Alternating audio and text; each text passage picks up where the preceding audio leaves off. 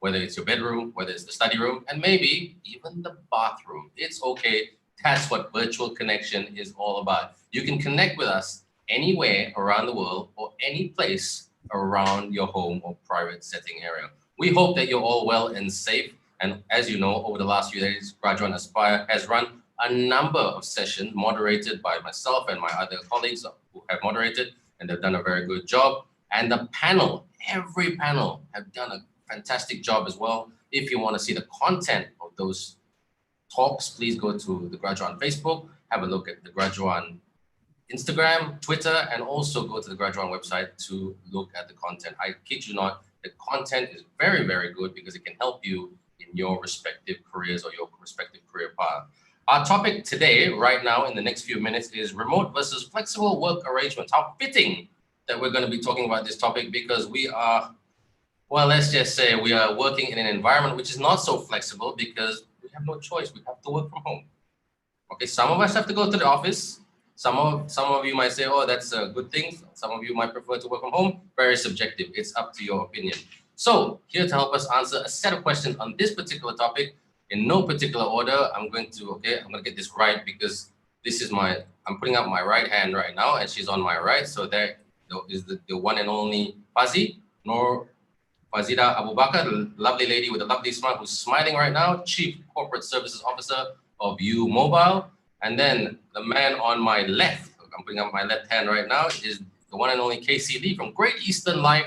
That's right. Who doesn't know Great Eastern Life? Head of Talent, Management and Development, Human Capital.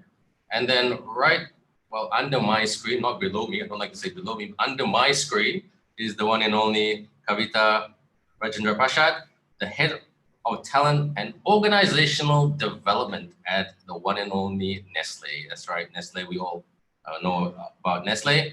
And then the man just next to Kavita, on my right, we have Mr. Su Yong Gan, known as Su Yong, Global Services Group and Director at American Express. Sorry to say this, Su Yong, I grew up with American Express TV commercials. You guys made cool TV commercials back in the day. Okay, so I will always remember American Express for that. So, but right now, let's express our way straight to the questions. So look, everyone, our panel, very friendly, very nice people, very passionate. They're just really eager to jump out and answer the questions. Feel free to ask questions. Don't forget, we will be giving prizes for those people who ask interesting questions. All right, you can't just ask any simple question, ask good questions, because that skill set, and this panel will attest to that, that skill set of asking questions will take you a very, very long way in your career. It's not about being the smartest person in the room. It's about being the most inquisitive and respectful. So the first question, sorry to put you on the spot there, Fuzzy, but I did give you some warning. So Fuzzy, tell us in very simple layman's terms, briefly define what does it mean, remote working versus flexible working? Okay, thanks, Ben. I'll start with flexible. Flexible layman term is basically can be anything. It can be in terms of working hours, it can be in terms of place where you work from, and it can be as simple as long as you deliver the deliverables, what you need to deliver. Okay, remote, on the other hand, for me is a subset of flexible. So you basically work remotely anywhere. But your supervisors are not there to look at you, basically. Right. But can remote, just on a subset to that question, Fuzzy, can remote mean that you are working out of the office, but you're working at a different location? Like say, like, I'm going to send you, in non-COVID times, I'm going to send you to the Vietnam office or the Myanmar office or the London office. Yes, actually remote working, flexible working has been there long enough before COVID. Maybe not too well known for Malaysia. Yeah, that's right. I think we're all getting used to this different working structure that we're working in right now. So Fuzzy, thanks so much for answering that question. It is not a very easy question to answer because it's very subjective. You can dig into it as much as you can, and that's why we're here, everybody, to give objectivity and tangibility to the questions so you can all take what I like to call takeaways and Yes. implement it in your respective careers. I like to call it a toolbox approach. You take you take certain tools from the panels, you put it in your toolbox, you use it. If it's not relevant to you, don't use it. Mhm. Okay, we don't take an offense. So, Soo-Yong, is there a balance or a hybrid between the two working arrangements? I mean, it sounds, because of the pandemic, you know, some people going to office, some people not going to office, or even before pandemic. I mean, there's kind of an intertwined connection between the two, isn't it? So thank you, Fuzzy. I think you've done a good job defining the difference. So the way I see it, I think hybrid is like a menu of options, right? So you have a remote option. You have a flexible work option. For example, you come into office 2 to 3 days a week. And I think before the pandemic, we were quite familiar with the in-office option. So what's happened? I think hybrid working has always existed, but I think the pandemic has kind of supercharged this remote working experiment. As we come out of this pandemic, I think some markets are hit, for example, US and UK, and we will learn from them. I think what we're going to see is defining what that hybrid arrangement looks like in the future.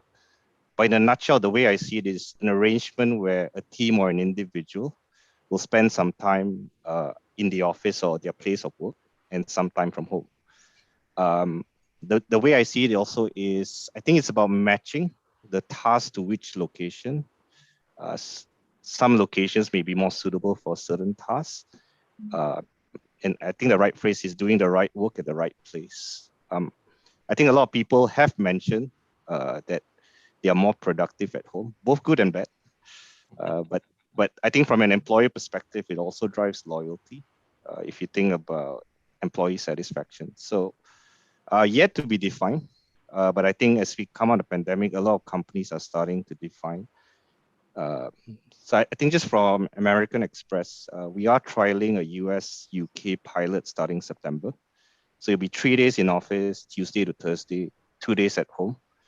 Previously, we were never a virtual company, but I think the pandemic has kind of taught us that there are benefits to both models, and we will learn from that experiment. Sorry, Young guy, I'm gonna stay up with you on this one because yes, I mean perception. You are American Express. The Americans are masters of creating flexible things, flexible work arrangements. So is there an expectation from your employees that, okay, we're an American company, we're gonna follow, we need to be American, you know, but at the end of the day, we're in Asia, we're respecting, or Malaysia, we're respecting our culture. Is there an expectation from your employees from that point of view? so I don't think it's governed because we're American. I think it's more governed by how far ahead they are in terms of the pandemic recovery. And that's why the US and UK are probably ahead.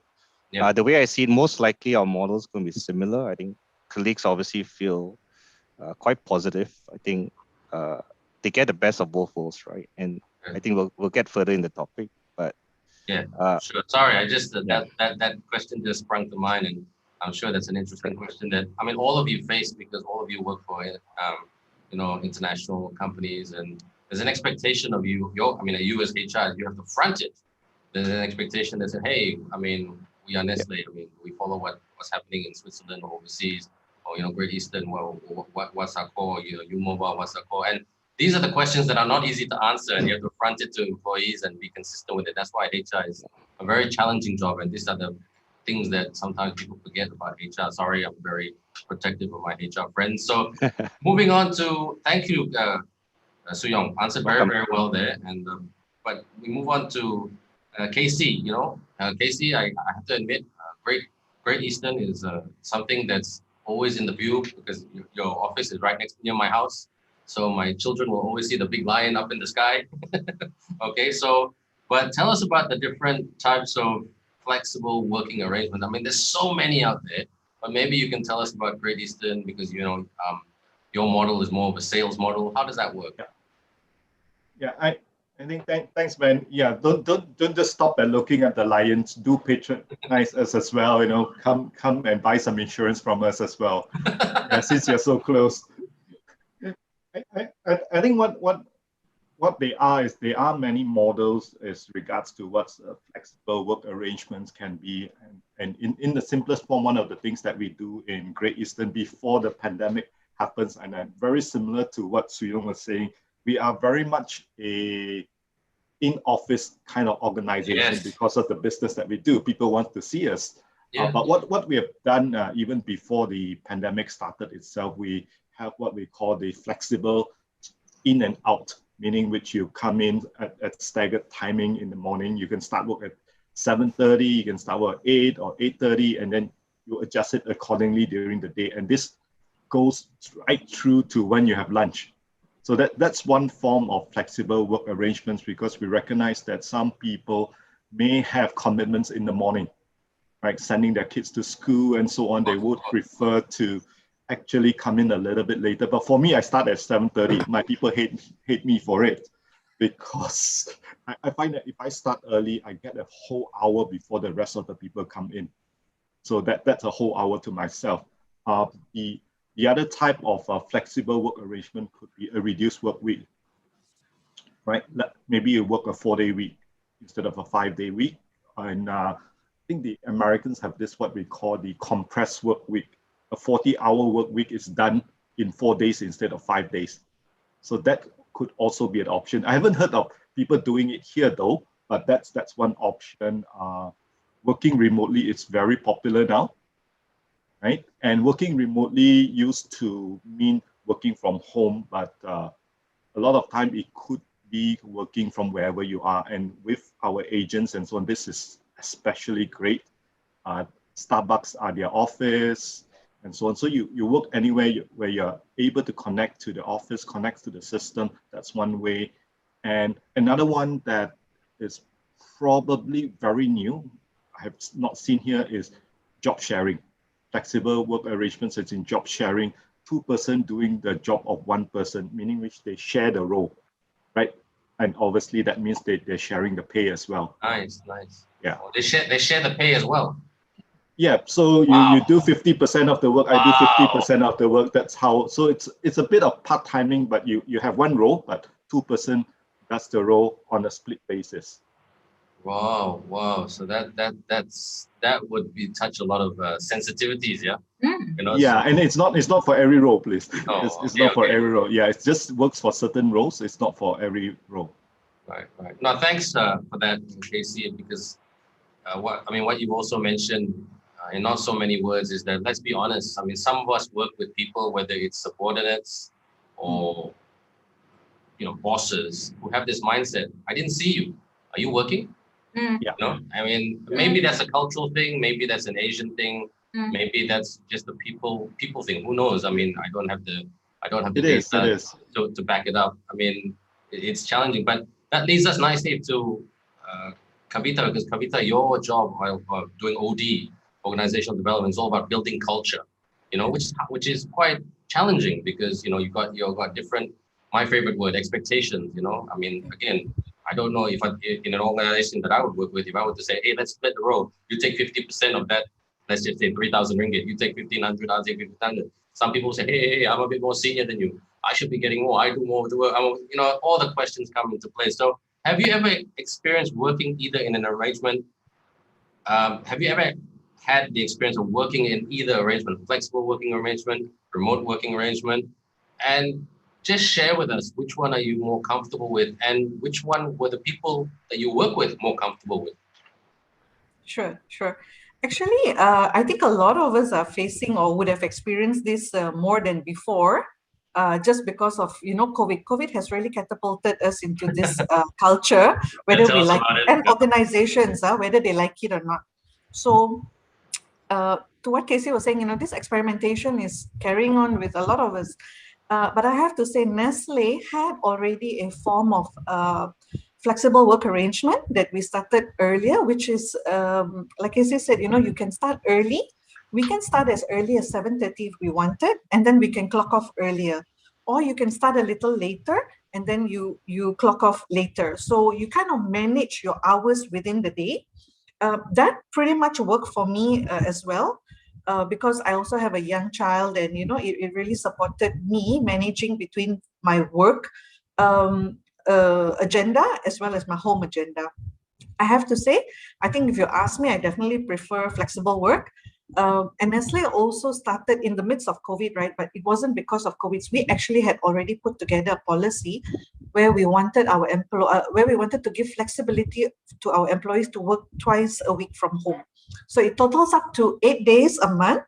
But we leave it to them how they want to manage those 8 days. Because, for example, like finance and all, they may want to do the whole week. The first week of the month is easier for them. They may want to work from home.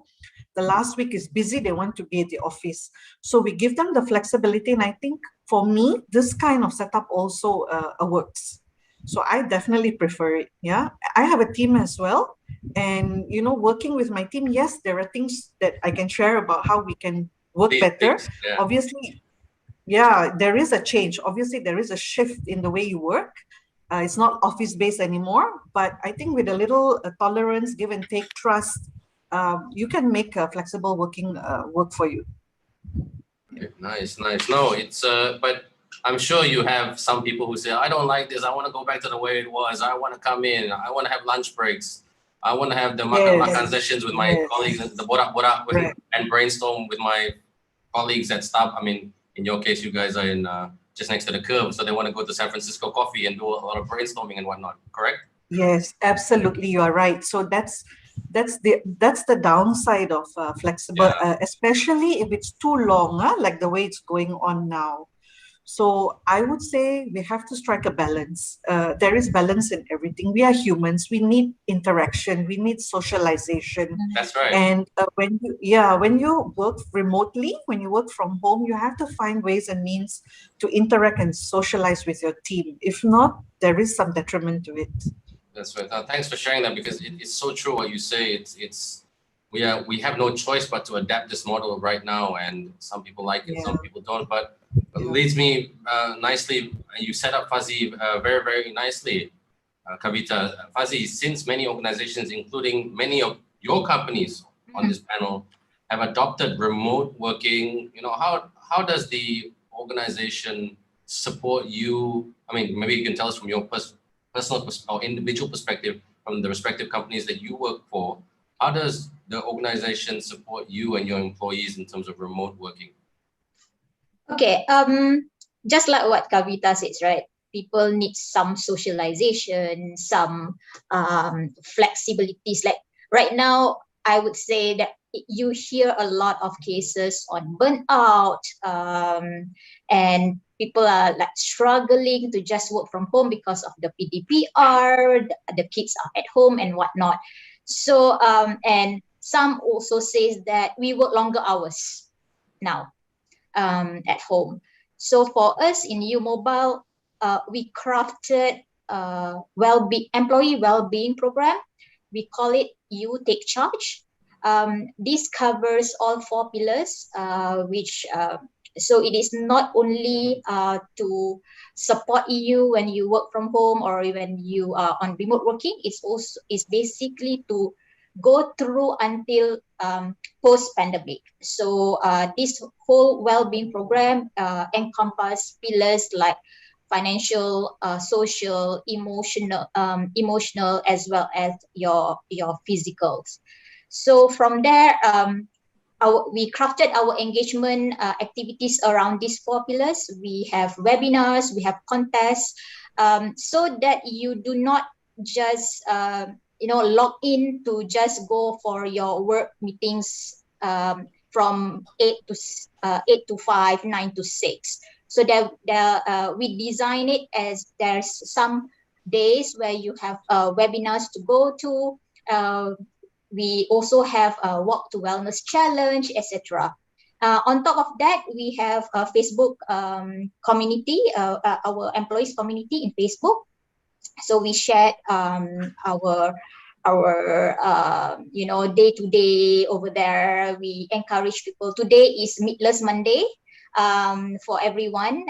So we are looking forward to see what are they eating today, and in terms of work or training and whatnot, we do have coaching skills sessions, because to really have, for many who have not been managing their staff who are working remotely or working, outside from under their nose and eyes, it's really challenging. So we provide trainings, we provide resources, asking what do they need and what not, so that they can so that we can assist them better in managing their staff, as well as for the staff managing their daily works as well, to avoid burnouts, etc. Nice, nice, nice. So it's really really showing also, trying to give that really flexibility that, we're not so rigid, because let's be honest, I mean, working for a corporate company, we all work in a system and a Yes. structure. It's systemic, and we're so used to that for the longest time, from university to school, and then to come with this arrangement where we're possibly working from home, where our children are around, there's toys around, that we're thinking about cooking as part of our agenda, not just the work. It's tough, but you guys seem to be quite friendly and warm about it, which is good, and compassionate, which is sometimes the hardest thing to do. So Suyong, this leads nicely to Suyong's question, and sorry Suyong, this is a very, very difficult question to answer, so again, no right or wrong answer, but do you find yourself, or do you and your team find your team's productivity increase when adopting these modern day work arrangements? And maybe you can share with us about the matrix that you guys put in to measure performances in this very challenging time, and trying to be flexible about it too. Make sense? Sorry, Suyong, you're on mute. Sorry, I started speaking. No, it's okay. You know what? I've done this for a while. Everybody does it. I've done it 4 times. Okay? So don't feel embarrassed. Go ahead. Thanks for the question. So the way I see it, let's look back at the pandemic, and I look at Amex as a company, right? Except for small pockets, we were never a virtual company. It's always in office. Yes. If you had asked us 2 years ago, can we make the whole company work remotely? I think that didn't look like a possibility. Obviously, the pandemic has made us rethink our thoughts, accelerate, and make sure that we continue supporting our customers, support the business. So the way I'll answer the question, I think the worry was, would there be a decrease in productivity? I know the question is on increase. What we have actually seen, which surprised us, was in most cases, we didn't see a drop in productivity. There were some ups, there were some downs, but they were kind of within that band that's acceptable. We do have metrics for tracking. So we have like a 2%, because a lot of our roles support customers over the phone, or web, or chat, or email, right? So we do have the measuring systems, and I think we've kind of defined 2% as being the acceptable threshold. On the other flip side, we have seen with some individuals, I think productivity has also increased. I think they have kind of like, sometimes they work longer hours, they forget to switch off. So I'll say it's mixed, but definitely there hasn't been an impact to the company. When we look at the results, and Net Promoter Score is very important for this company. I think we're built around service. We've actually seen record levels last year across the global services group. And if I look at today, so I'm actually in the office, but I'm probably 4 people in the office today. We have about 1,300 colleagues. So 99% of our colleagues are actually working from home. There's been no interruption in the business, but we have kept the office open just for, like, some colleagues may not have like a conducive work environment at home, too much interruptions. Maybe they don't have a separate workplace. And in some areas, I guess in KL, Selangor, you may not have the most stable broadband connection. So we have kept the office open. We are part of essential services, but it's only to support colleagues who have struggled to work from home. I think at this time, obviously, safety is a big focus, right? So we do encourage people to work from home. But in a nutshell, no impact to performance. We have shown that capability to deliver results in a remote working arrangement. So at the end of the day, it's about, yes, we're flexible, but we still got to show the results, right? Correct. That's right. Okay, that's very, very fair. And if someone says that's unfair, well, they have to relook at their working values, I think, Okay, but you know what? It's a challenging time out there. Look, I just want to take a little bit of a quick pause, not a pause like a break, but I just want to recognize our talents. Like when I say our talents, the students who are attending Graduate Aspire. Thank you for tuning in and asking questions. There's a question here from Huang Si Yin, Kesh Ella.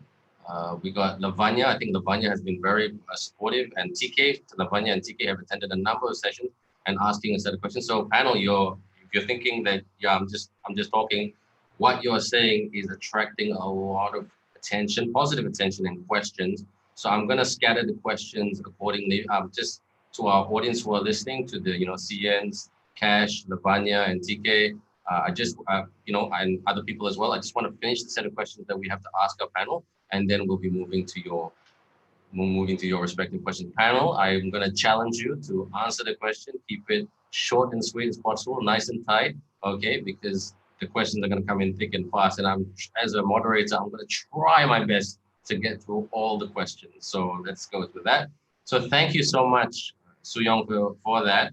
And then, KC, in your personal opinion, okay, this is an interesting question, another interesting question. What are some of the pros and cons of both working arrangements? And don't be afraid, my friend, to call it what it is. I know you HRians are very diplomatic, trying to protect sensitivities, but sometimes you have to call it as it is. And you give me a moment to pause and think again what I was going to say when you say call it as it is. So that's, yeah, I think that the greatest good and bad with all these arrangements, and it's trust, right? It's all about trust. That sense of trust that you get from your supervisors, your company, by having that flexible work arrangements, as well as being able to work remotely. I think that's very important, and that generates loyalty. But that trust can be broken. We have to admit that some people do take advantage of it, right? So that there is the element, but the ability to control your time helps. It's remote working saved a lot on commute. We have this joke going around, as that now the office is less than 10 steps away from your bedroom. Because you wake up, you walk, there's that office. So yeah. That's a big one of those big plus things that you get. And you work at your optimal hour. You find out which is the hour that you work optimal. You're able to focus very much on that. But the downside to all these things is obviously the spontaneity of walking to your colleague's place and have a quick chat, a quick discussion cannot happen. Everything needs to be planned. You need to plan your meetings and so on, so that FaceTime, the spontaneity doesn't happen like what it used to be. So you got to do a bit more planning when you do all these things. I think it does blur the line between work and what's home. So that line does get blurred. And I have to say that I think this is something that Kavita pointed out earlier. It's not for everyone. Some people prefer that face-to-face interactions. Some people are more than happy to just work at home on their own. So this is the pro and cons for a lot of this. Ben? No, it's I got a short.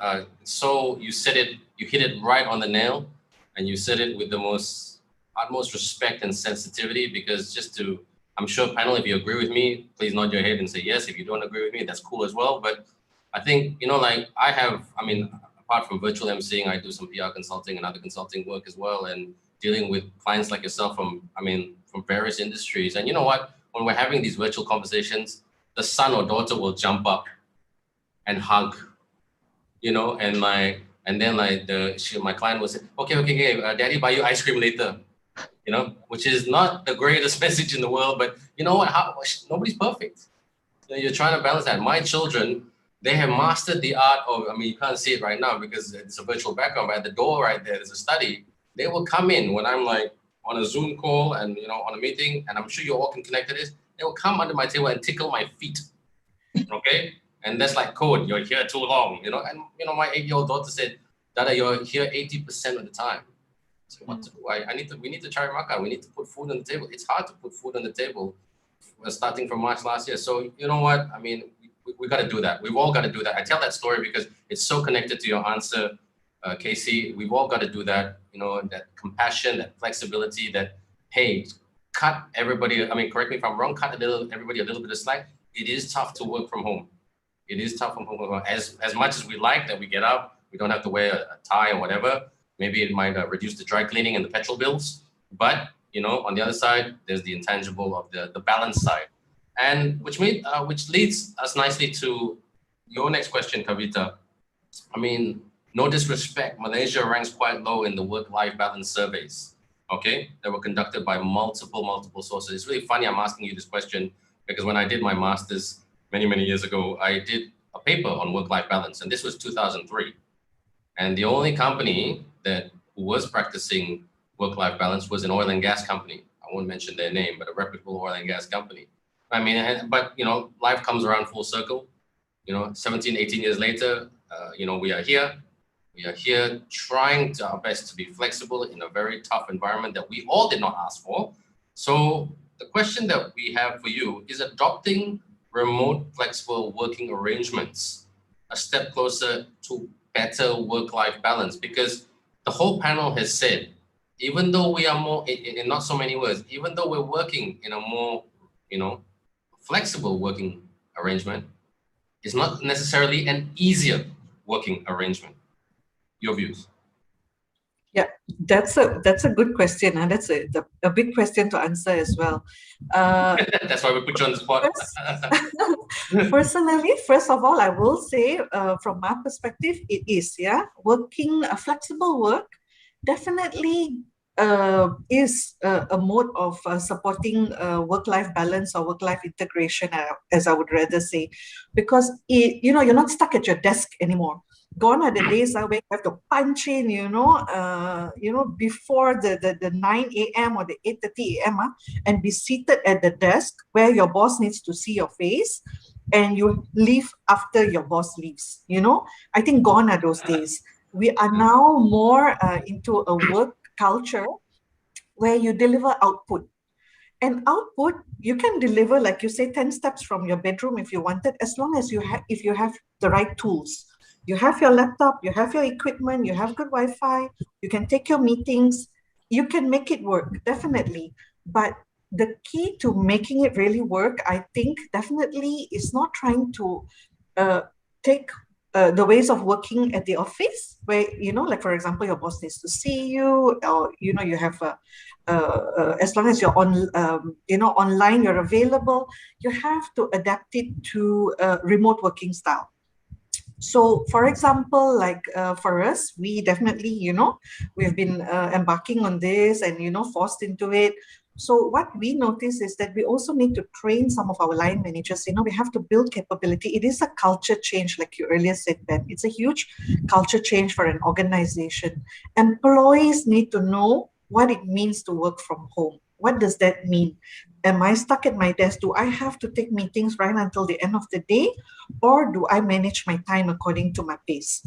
And line managers must also know or understand, just because you see your employee connected, you can't see them, you don't know what they're doing, that doesn't mean that they're available. They could be taking a lunch break. So there's a lot of different ways of working that we need to adopt along with the working from home culture, or the hybrid culture. The other thing I think personally, also learning from our current experience, working perpetually from home, I think is not for every job. I think working from home or hybrid working, it really is based on the role as well. We can't just say as an organization, and I think you all know Nestle, we have corporate office, we have factory environment, we have warehouse as well. It doesn't mean that when we put out a policy to say we can work from home now, it applies to every job. It does depend on the role. And it does depend on the individual. So that is something else that we also have to explain to the organization. for example, in a corporate office, it may work better because your tools of work is your laptop, your internet connection. But on the operations floor, it may not work because you need to engage with employees a lot more. So I think as an organization, we define what is it that works for us, and then we support the organization to understand where to apply it. That would really support. Yeah.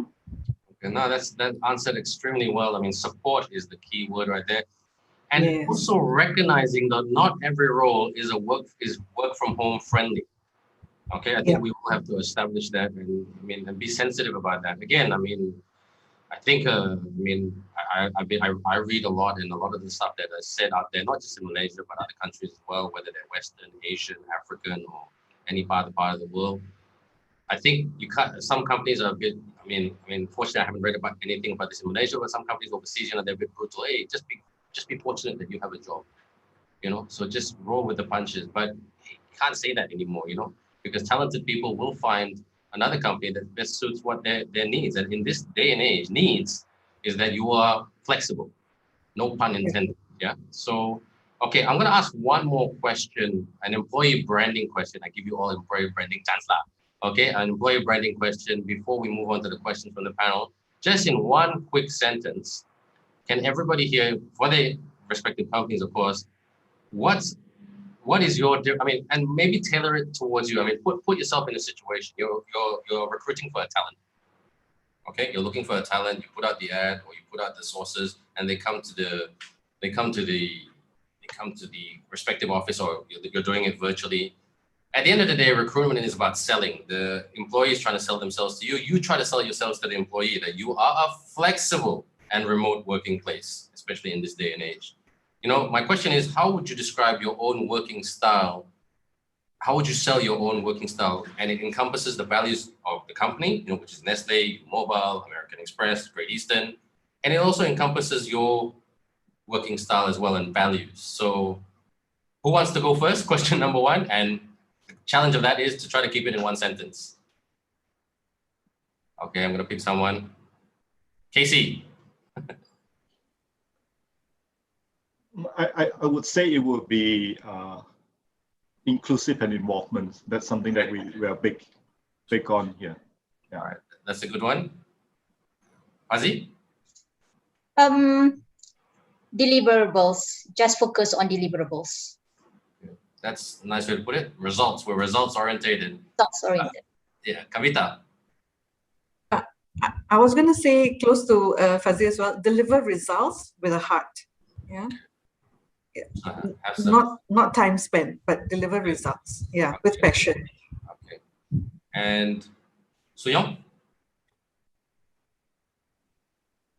Sorry, I just remembered to unmute this time. Okay. So Casey, I'm going to take so I put diversity and inclusion. I think we're an equal opportunity employer where everyone has an equal chance to progress their career. Right. And all these values reflect you as well, the individual, yeah, which is the Fazli, Kavita, Casey, and yeah, this is not. So that's good. That's good because you know what, when you're trying to sell something, a job to someone, you want to sell your management style, but more importantly, you want to sell the values of the company, because the company is what it's all about. All right. So well done, panel. Answered the questions extremely well, but now comes the fun part, the more fun part, shall I say, is that we have questions from the floor. Okay, let's just, hold on, see, this is another thing about virtual, you're controlling 4 or 5 different screens. Okay, Huang Siyin, I will ask your question, I will ask your question last because it is more directed to the panel.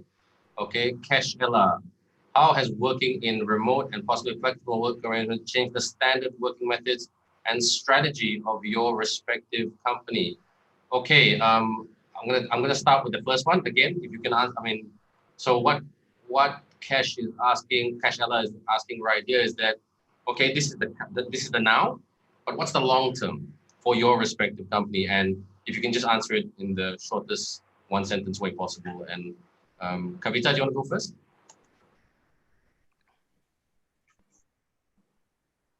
I've done it again. Okay, sorry, Ben. Yeah, can you repeat the question? Oh, yeah. Cash is asking about, okay, we're working in this remote hybrid flexible work arrangement, remote working arrangement, but this is the now.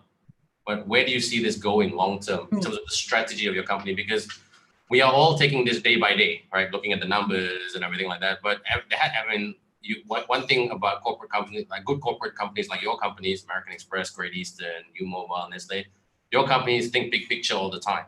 So what is the big picture for this topic moving forward? Yeah. Okay, cool. So I would say, and you're absolutely right, we are still in the initial stages of learning, how to have this hybrid working culture, remote working culture. I think now it's about building the capability, building the culture where it becomes a second nature to us. But eventually, we can definitely evolve the work from home model. I think Casey said a lot just now about this. We currently work, some days from home, some days from the office. I think a lot of companies are adopting this. But we can even start thinking about compressed work week, because some of our employees actually work far, long distance from their family, and compressed work week would actually help them because they can spend shorter days, maybe near the office, living maybe near the office, and then they can go home, travel long distance a little bit, and then spend a longer time with their family. So, for example, we've had someone who had his family in Singapore and he was alone here, for example. So those kind of compressed work week or compressed cultures would help them. Or even working totally remotely. We do have this in Nestle, but I think more on the global front. But, for example, where you could be working for one country, like Malaysia, but you are actually working out of a different country, say Mexico. Okay. So I think those are opportunities where we can move further, along in the longer term. Nice. So very much adapting to the change, yeah? Adapting, evolving, Yeah. Soo-Yong? Embracing more. Embracing, cool. Thank you. So I touched a bit, right? The US-UK experiment, which is 3 days a week, Tuesday to Thursday, and then work from home Monday to Friday. You kind of have an extended weekend at the house. So that will kickstart in September. Other markets will follow through, depending on the stage of pandemic. I think with Malaysia, we have about 9,000 cases, 3 days in a row. I think we'll need to get to kind of a safer stage. Again, health and safety of our colleagues is probably more important at this point. But I foresee that model being similar to what we will apply in this market. The only part I guess is whether it'll be a fixed Tuesday to Thursday. That's still up for debate. I think the market gets the empowerment to decide. So I think that's where we're heading. But the conditions just need to be safer before we decide. Okay, thank you. Casey?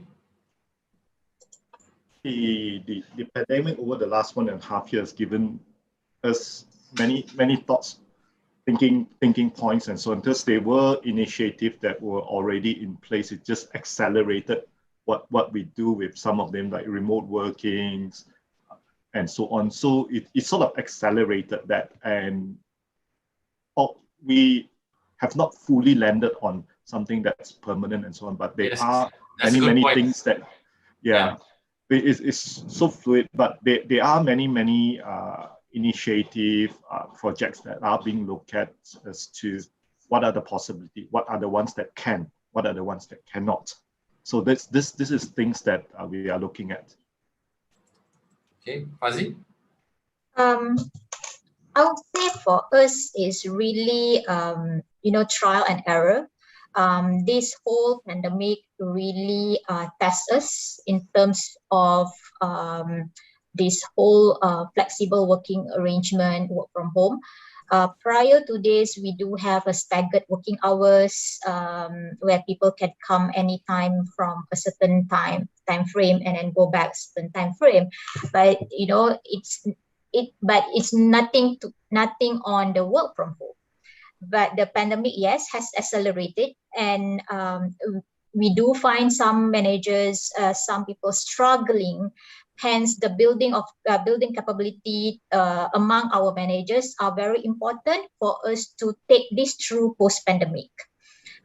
So we take this time as to train the grounds, to create a nice framework so that it is not come to a shock to everyone. I would say right now people may think that I just want to go office because they just had enough working from home.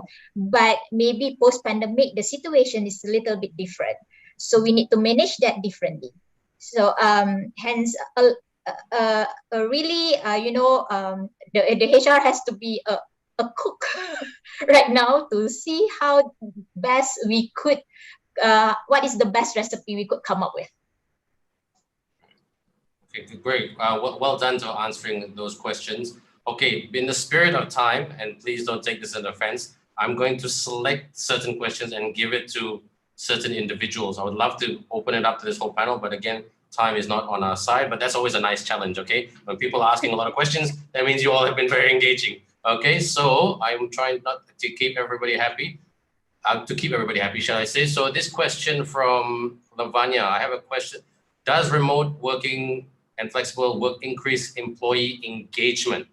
Okay, so I'm going to get Casey, can you answer that question? Hold on, not just yet. I'm going to give you all the questions first so you can think about it.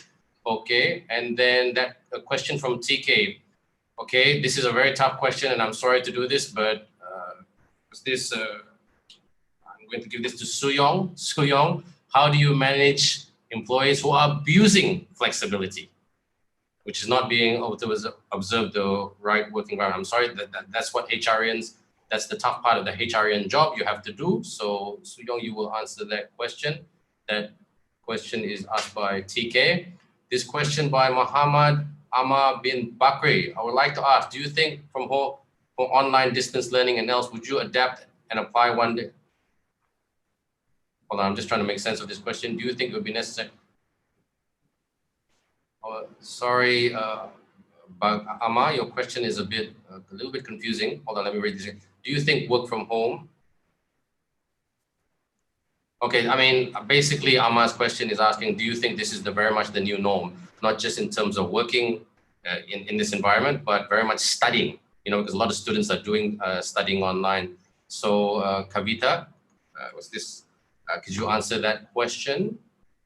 And then, so Fuzzy, there's a question right here from Shafiq. Okay, I'm wondering how the company, okay, this is a very good question. Also, another very good question. The psychology aspect, Fuzzy, mental health. It's a popular two sets of words, not just in Malaysia, but around the world. The mental health aspect, how does that affect this new working arrangement?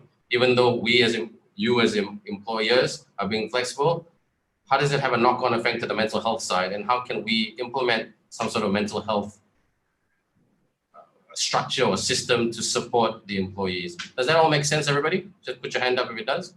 Okay. So, all right. So who's going for Casey? Your question? Yeah, I think my question was whether remote working increases employee engagement, right? Yes, the engagement side. That's an interesting part, actually. Yeah, we're so used to engaging like this. Correct. I think naturally, most of us would assume that the level of engagement actually drops when you don't see a person face to face. But I think that's something that is probably not the norm. It's not a norm, right? Like in Great Eastern, what we do is we have a lot of as part of our employee wellness program, we have what we call live programs where they run a lot of activities that were physical in nature to engage the employees in terms of health, wealth, wellness, and so on. So what it is really about how we have moved the game to what can be done virtually. Actually, we realize that a lot of things can still be done virtually. It's a lot more, you just have to get a bit more creative. So the engagement level becomes a bit more purposeful. You have to plan it a bit more. And what we do realize is when we move things to virtual, we actually sometimes get more people involved. There are more involvement in the people, the engagement itself. So it actually has sort of increased engagement to a certain extent. There's a lot more efforts by the supervisors, the managers to make the connections. Okay. Because they don't see people on a regular basis. So they set more regular meetings, more touch points. So yeah, it possibly could have increased, but it's driven a lot by the person itself, the supervisor. So the company can do its activities and so on, right? It can go virtual, it can change. Right. But the other thing is also the supervisors, the managers having to reach out a bit more. Okay, so based on the individual, flexible to you, the manager must be flexible to be flexible. Correct. Okay, Yeah. Cool. That's a great hashtag right there. Flexible to be flexible. Great, Darling. Thank you so much, Casey. Okay, Soo-Young, the policeman hat. You gave me a tough question, right? I know. I'm so sorry. Huh? No problem. I think number one, let me just put the statement out there, right? Flexi arrangement is a lot on trust, right? Empowerment and trust 100%. from leaders. 100%. And I think, at least I know in Amex, we back our colleagues and have that trust. And we've seen actually great business results, I mentioned earlier. Now, the reality is there'll always be a carrot and stick approach. Thankfully, I think, look, we have seen small pockets that, I mean, I'm sure most companies will face, but we have seen small pockets. So let's look at the roles that are out there. If you are a business leader, for example, myself, I think how we are measured is about the business outcome, right? Do we meet our metrics? Or are we able to drive the outcomes that we set out for the year to do? If you're a project manager, it might be completion of the project within timelines. But a huge percentage of the company are what we call customer care professionals. So these are the guys who interact with our customers daily, virtually. In that case, it's a little bit more methodical. So we have measurement. I mentioned 2% being the point of arrival of downtime. So we do measure things like adherence to schedule. So do they follow their schedules? Because the lines are open within the business hours. So we need to make sure they follow so that the customer doesn't get kept waiting. We do allow a little bit of flexibility, 2% in case of downtime, but we feel that's acceptable, that's flexible. So I'll say in a nutshell, there is a measurement process. There's also a performance management process, but it's catered to the type of roles we have. So by far and large, I think the trust and empowerment has driven the results. But having said that, just to summarize, we still need to make sure that we measure productivity. Okay, so you answered that question with a lot of P's, PMP, performance management process. Correct. Productivity, but it all boils down to that lovely word called trust. Yes. Okay, which is the hardest thing in the world to measure, quantify, and give some tangibility, but it is what it is. That's why we're all called human beings, right? We're not robots. Correct. So what's this? Before we go to Kavita, I'm just gonna take a pause here because Fuzzy, you have a question that's come in from a set of people asking a question. So, but you'll still answer the question finally. So you'll answer two questions. One about mental health, and this question coming in right here. I'll read you out quote for quote. I'm not brown nosing you or smooth talking you. Hi, question for Fuzzy. Love the examples you shared on Meet Less Monday, and you can take charge. Also the taglines. Can you share how you manage the Meet Less Monday start of the week? That's a very good question, actually. How do you, because like, hey, let's meet less. Huh? How do you do that? Because like, you know what, I mean, certain employees, certain staff, they do require, I'm sorry to say that, they do require that handhold approach, especially if they're a little bit younger. So apart from your mental health question that you're going to answer later, Fuzzy, you just also answer that question about the meet less, yeah? Okay, so you can answer it back to back. So Kavita, a tough question for you to answer about, you know, is this the new norm? Not just how we work, how we study, how we socialize? Yeah, I like the question. So yes, I would say that this definitely will become the new norm for a lot of companies. But I have to add, like I said earlier, it's not for everyone and it's not for every type of job. I think that has to be clear, yeah, especially for young graduates coming up there. We also have to understand, you know, the role we play in organizations, and some roles will need you to be on site just because, you know, it is so critical. For example, the role of an engineer. You can't work from home. You have to be with your machines. So, you know, it really is very role dependent. But definitely, I think we will be adopting a lot more of this work from home practice. Personally, I prefer a hybrid way of working. Right. Hybrid means not fully working from home because, like I mentioned earlier as well, we're all humans, and especially our youngsters out there, being single. The way we are in the lockdown, I think, as you're studying, you know how it feels. Cannot go out, cannot socialize, cannot makan with your friends. And I think we need that. We need that because it also builds relationship, and it comes back to building that trust with team. When you build relationships, when you build rapport, you work better, you trust better. So that's why I like the hybrid way of working. So some days you work from home when you need concentration, when you you don't have any collaboration, but when you do, I think it's good for teams to come together. Yeah. And then thirdly, just one last point on that, because you No. also Take your mentioned time. We got about time. Don't worry. yeah, because you mentioned about studying and all. Yes, we definitely can, because even at the workplace, we have adopted and adapted the way we learn.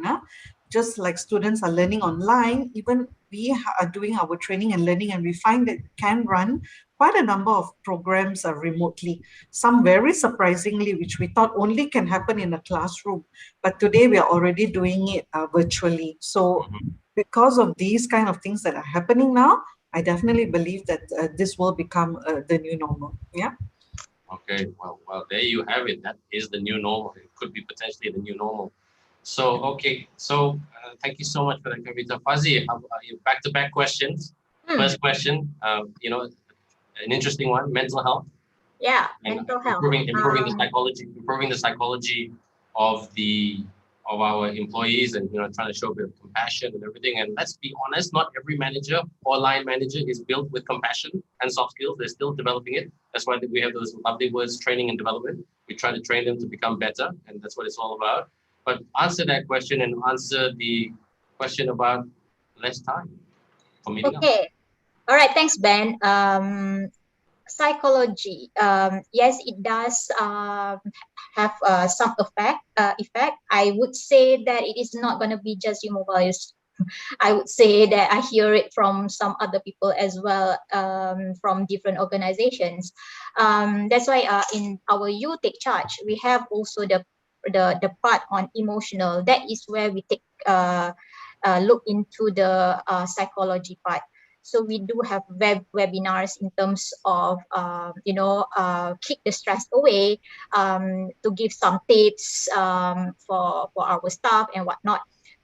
Also, we did a survey, and our or I would say diagnostic, so staff can actually take the test to measure their stress level. Are they actually, are they actually really on the verge of burnout, or are they quite okay? And this is and when we have the pool of people, of course, this is voluntary. Not everybody wants to take it, right? So we are not also forcing it. But from this pool of people, we are trying to customize a program for them, which is together with our partner on employee assistance program. But before that happens, we also open up a channel for staff to actually reach out to us. We have people that we dedicate in our team to have a talk. Our HR partner will definitely part of it. Our change management and employee engagements are also the team that is going to help in terms of that. People who are diagnosed COVID positive also. We call them almost every 2 days to check on their well-being, etc. So we try to do as much as possible to help lessen the psychological effect that comes around this whole situation. Okay, on the second question, it is not meatless, it is Meatless Monday. So it's a whole month campaign that we are doing this month in July, which is sorry, Fuzzy, say that again. Meatless Monday, is it? Meatless. Meatless. No meat. No meetings. Wow. No meat. No mix. So Wow, that's a challenge in itself. Yeah. yes, so it is actually Eat Healthy, Be Healthy challenge for July. So Uh-huh. every Monday, we are posting a campaign that it's a meatless Monday. So staff can actually, take a picture of their food and whatnot and post it on our Facebook community group to say, okay, this is what I have eaten today, blah blah blah. And of course, that is Monday, and throughout this July, we have other initiatives like cooking together with the chefs online, obviously. Um, and then we will have dietitians coming in to do a webinar as well. So every month we do have a team, I would say, on for our well-being program.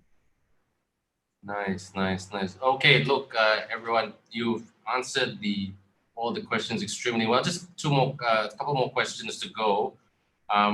What the question that I have, and this question came from Huang Si Yin, and I'll ask this question to the whole panel. And again, if you can keep it you've answered all the questions well, as engaging and tight as possible. How can the younger generation, and this is what Grudge On is all about, isn't it? Connecting with the younger generation. How can the younger generation express the challenges faced to senior employees? How can we persuade them to listen to us and to listen to the younger generation? And I'll just give you an example. I used to work in, trade marketing in an FMCG many years ago. And an FMCG model is very similar to, American Express credit cards or Great Eastern or even U Mobile for that matter. So a consumer model. And the marketing manager told me then things were different, knock on doors, ATL, upper trade, modern trade, lower trade. But these days, it's the younger ones who are calling the shots with their digital skill set and nuances, and to a certain degree, ego, okay? Because they have been brought up with all of this. So again, this question to answer, to all of you to answer, what's your advice for the younger generation in terms of adapting to this new so-called new norm or this flexibility or remote working place? But number two, the older generation need to listen. And when I say the older generation, I'm not talking about our parents. I'm not talking about our grandparents. They're probably retired. I'm talking about us as the senior managers, GMs, heads of departments, directors leading the way. What's your views? Who wants to go first? I can go first, I think. Okay. And I'll keep it short. I think the world has changed quite a bit. So you rightly pointed out. I think a lot of leaders, so we have a lot of programs that equip, because we are different generations. I get amazed when I start seeing resumes, people born in mid to late 90s now. Makes me reflect.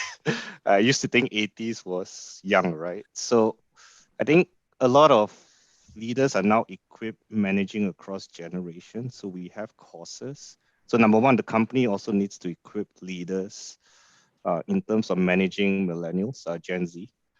The other piece, I think, the generation today comes with a lot of ideas. They're probably more digital and savvy. And we should obviously include them in some of these discussions. I think they bring a lot of value. So it's about creating that platform where they can speak up. So I think that's where employers are actually making adjustments. So to the question, I don't think there's much of a worry. It's more about us adapting and creating those platforms for them to speak up. So that will be my answer. Okay, nice answer. Kavita? Yeah. If I could add to that, I would say I would totally agree. Be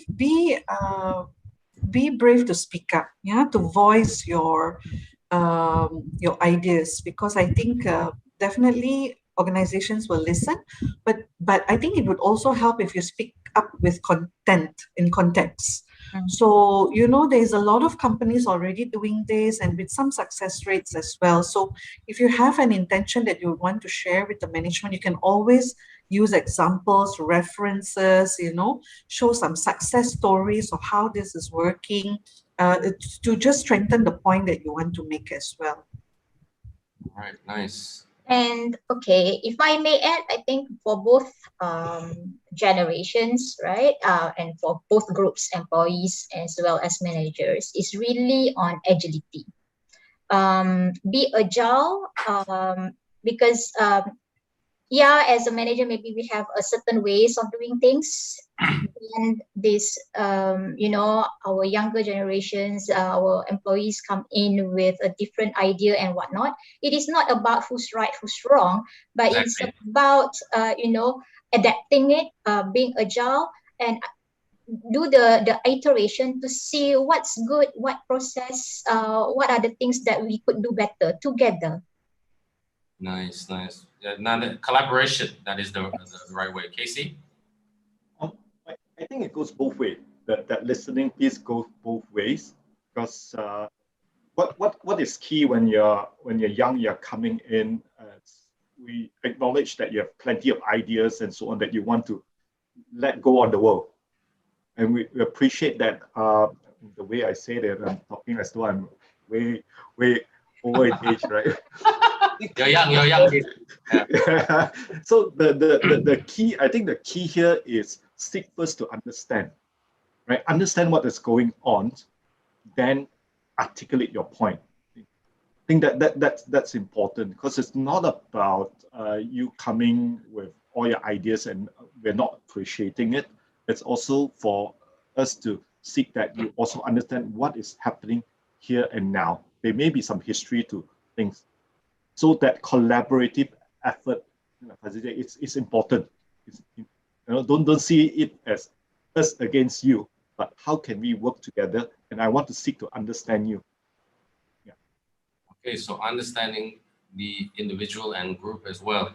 Yes. Look, panel, you've spoken extremely well on this topic. I'm always, as a moderator, I'll be honest with you, I'm always disappointed when we come to this point because we're just getting warmed up. We could go on probably for the next hour and a half. All that's missing is a teh tarik or really good cafe latte, espresso, or whatever coffee that you drink, or even tea or Milo or whatever. So thank you so much. But I'm not going to just let you go yet with this.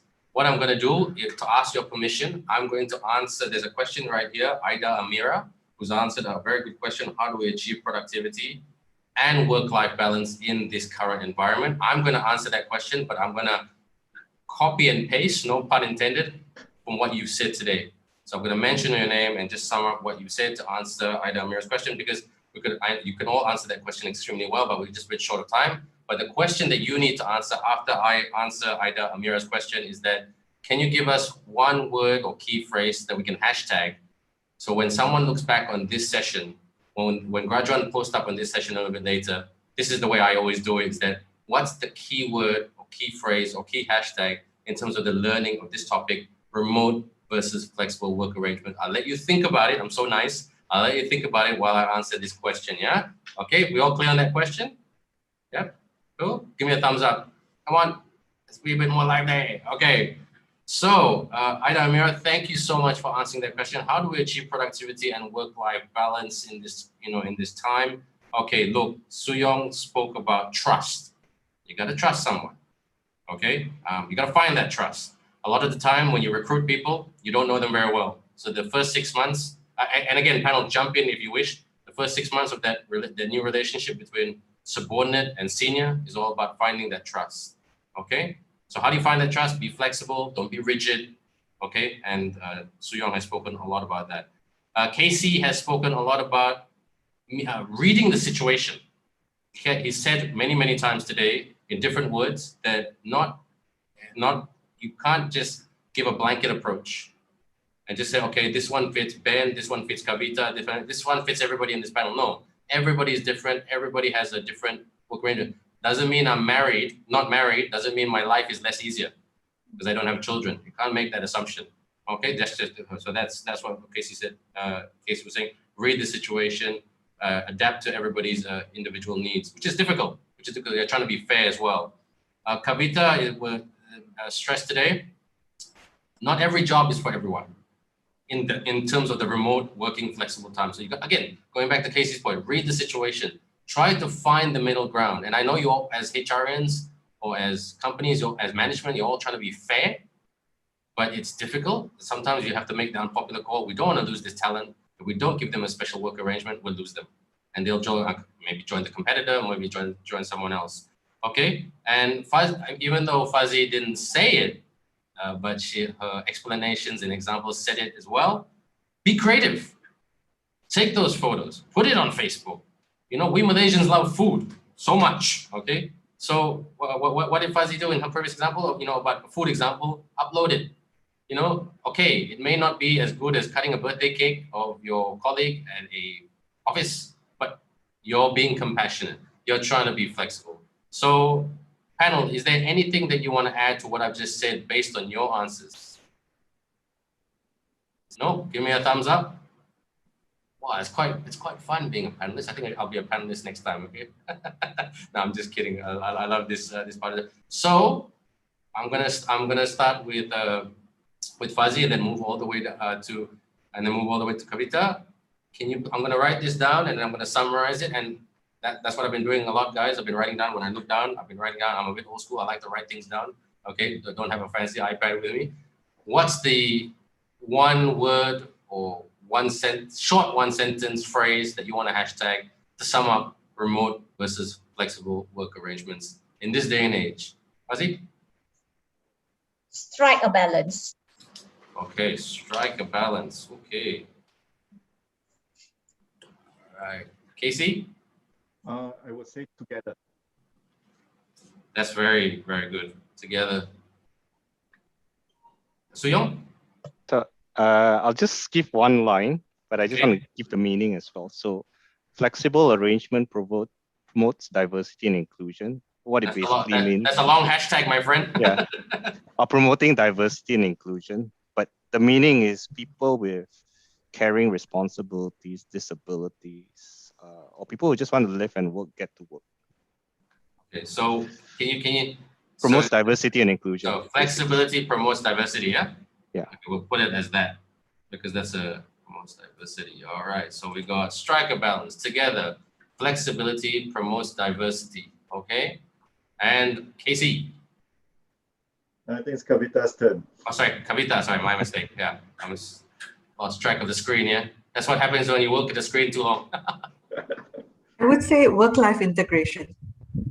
Okay, work life. Can you expand on that, Kavita? Not so much of balance, but work-life integration for me means, managing, there's no start and stop to work and life, but it's actually integrated together where it just becomes a little more of a symbiosis. So that's what I mean. Right. Okay, so it's very much the synergy of coming together, yeah? Energy of coming together. Yeah. There was a, thank you panel, thank you so much for that answer. It's not easy to sum up a 1 hour, 15-minute topic into just a hashtag word, but you know what? This is the digital generation that we're talking to. Everything's a hashtag, everything's an upload, everything is an app. So that's the way that life is moving forward, onward and upward, as I say. There was one question from a certain individual, a very good question.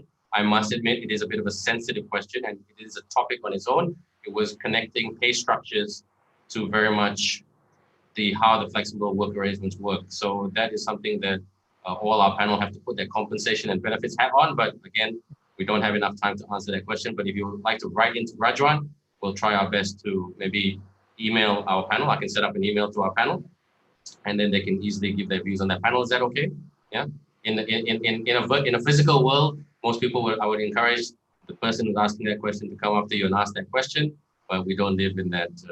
We don't live in that environment. We're living in a remote and flexible work arrangement. And what that means at the moment, it is virtually. You never know. The world is a funny place. I lecture part-time, and 15 years ago, I told my students, imagine one day if I'm gonna be a hologram teaching you something. Imagine one day I'm gonna teach you something by screen. That whole group laughed at me. So right now, we're not laughing, we're adapting.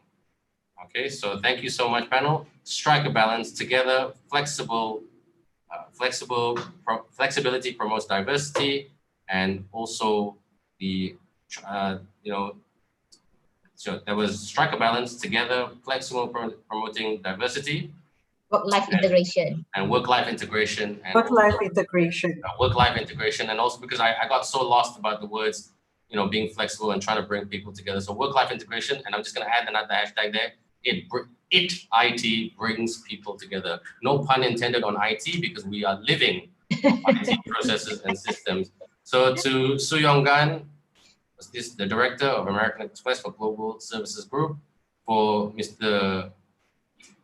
Casey Lee, who is the Head of Talent Management and Development at Human Capital at Great Eastern Life, to Kavita, Head of Talent and Organization Development at Nestle, and to Fazi, also known as Noor Fazida Abu Bakar, Chief Corporate Services Officer from U Mobile.